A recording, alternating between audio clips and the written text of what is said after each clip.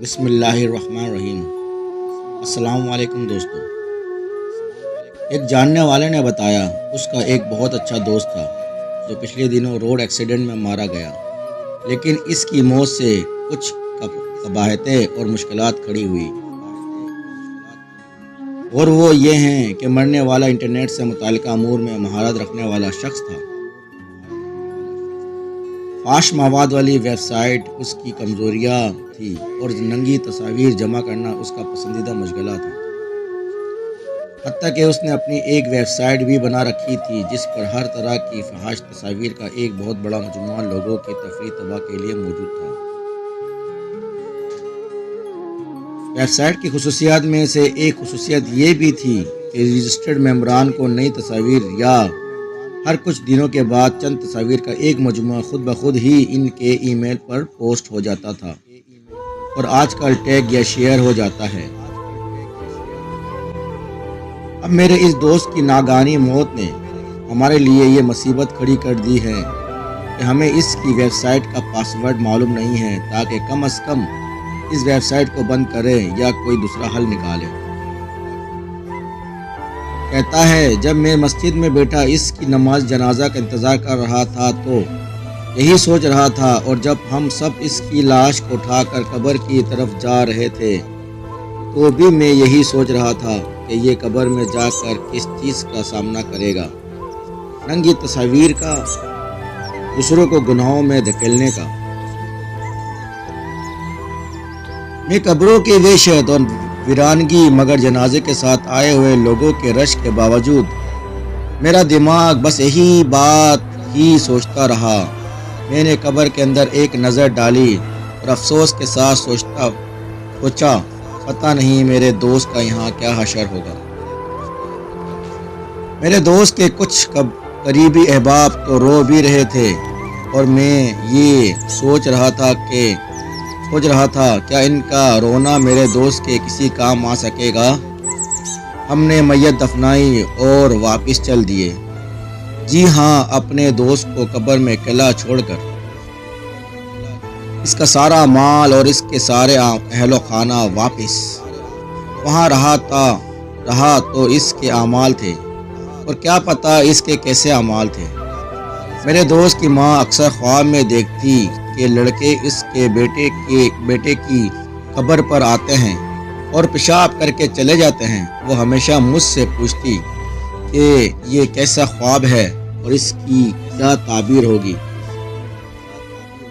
اس بیچاری کو کیا پتا کہ اس خواب کے پیچھے کیا راز تھے۔ میں اپنے آپ کو کہتا کہ خواب کی تعبیر تو واضح ہے، لڑکے وہ لوگ تھے جن کو میرا دوست ننگی تصاویر بھیجا کرتا تھا، اور وہ لڑکے یہ تصاویر آگے سے آگے پہنچاتے تھے۔ اللہ اکبر، یہ کیسا جال سا پھیلا ہوا تھا، اور کس کس کے گناہوں میرے دوست کو ڈس رہے ہوں گے۔ میں نے اپنے دوست کی ویب سائٹ کی ہوسٹنگ کمپنی سے رابطہ کیا تاکہ وہ اس ویب سائٹ کو بند کر دے، مگر انہوں نے معذرت کر لی کہ وہ ایسا نہیں کر سکتے۔ میرے اصرار پر انہوں نے مجھے یہاں تک بھی کہا کہ وہ مجھ پر یقین نہیں کر سکتے کیونکہ جس نام اور جس پاس ورڈ سے یہ ویب سائٹ خریدی اور بنائی گئی تھی وہ معلومات میرے پاس نہیں تھی۔ میں نے انہیں غصے میں بھی لکھا کہ لوگوں میرے دوست پر رحم کرو، وہ بیچارہ مر گیا ہے، مگر سب بے سود تھا۔ میں اکثر بیٹھ کر اپنے دوست کی حالت پر سوچتا جو کہ مجھے سرکار دو عالم صلی اللہ علیہ وسلم کے اس ارشاد مبارک کے مصداق نظر آتا، جس کا مفہوم یہ ہے کہ جو کوئی گناہ کا کوئی وسیلہ قائم کرے گا تو اس کا گناہ اور بعد میں بھی آنے والے تمام مفاد کا گناہ اس شخص پر ہوگا۔ اور میں تڑپ کر رہ جاتا میرا دوست کس طرح لوگوں کے گناہ اٹھائے گا جن کے لیے اس نے شر کے دروازے کھولے تھے، اور کس طرح قیامت کے دن ان سب گناہوں کو اپنے کندھے پر لاد کر محشر میں جائے گا۔ میں جانتا ہوں کہ میری ان باتوں کا کسی پر کچھ اثر نہیں ہونے لگا، کیونکہ نوجوان تو اس کو محض وقت گزاری جانتے ہیں، جبکہ اللہ کی پناہ ان تصاویر کے نتائج کسی سے ڈھکے چھپے نہیں، لڑکوں نے ایسی تصاویر دیکھی، اپنی خواہشات کے سامنے بے بس ہوئے اور گناہوں کے گڑھوں میں گرتے چلے گئے، اور کتنی ہی معصوم بچیاں بربادیوں میں پھنسی چلی گئی۔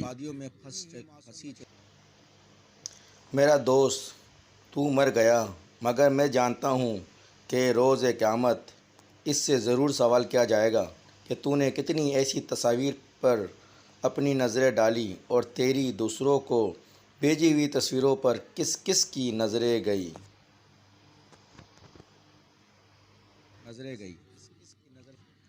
تو نے کدھر کدھر یہ تصویر پھیلائی، اور جن تک تیری بھیجی ہوئی تصویر گئی، انہوں نے کس قدر ان کو آگے پھیلایا۔ اگر آپ کو اپنے دوست سے پیار ہے یا کسی کا بھلا چاہتے ہو تو یہ پوسٹ اس کے لیے ٹیگ یا شیئر کر دیں۔ شاید کسی نہ کسی کے دل پر اثر ہو جائے اور معاشرے میں فساد و گناہ کا کم از کم ایک دروازہ بند کر کے آپ کا شمار معاشرے کے دردمند مصلحین میں ہو جائے۔ اللہ تعالی ہم سب کو ہدایت دے اور عمل صالح کرنے کی توفیق عطا فرمائے، آمین۔ اللہ حافظ۔